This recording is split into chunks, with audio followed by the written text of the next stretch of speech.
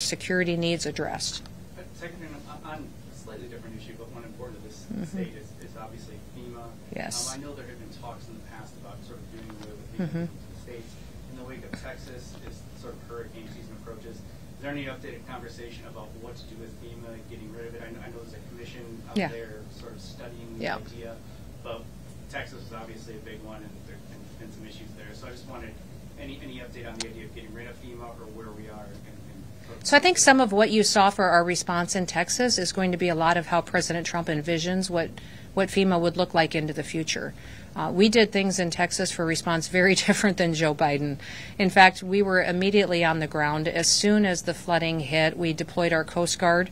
We had helicopters and airframe that were deployed and swiftwater rescue teams out of Customs and Border Protection. Our BORTAC teams, which I like to call the Department of Homeland Security's ninjas.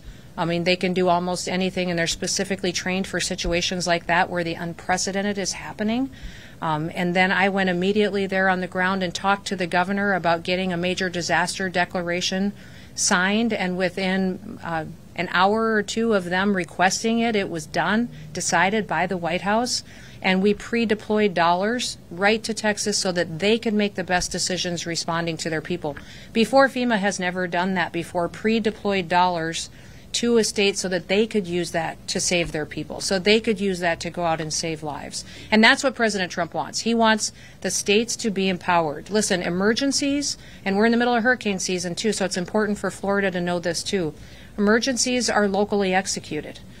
They are state managed. The state then manages it. The federal government comes in and supports. You don't ever want to sit back and wait for someone from the federal government to show up and to save you and rescue you out of your house necessarily, because that in the past has not served people well under the Biden administration. With President Trump, we were there immediately, but we will always rely on those local officials and those state officials to help execute and to manage the response, because they're the ones who know their communities best. They know where people are the most vulnerable. I think FEMA will cease to exist the way that it is today. We are fundamentally reforming that agency. President Trump may want to, in his prerogative, as he likes to do, rename things. He may come up with a new name for this agency that reflects the fundamental change that's going to happen there. But this agency will no longer be the bureaucratic agency where people have to wait 20 years for their claim to be paid. It'll be an agency that immediately says to that state and to that local emergency management director, what do you need, how can we support you, and then train them to have the skill set that they need to be serving their people immediately, because they're always there faster. They're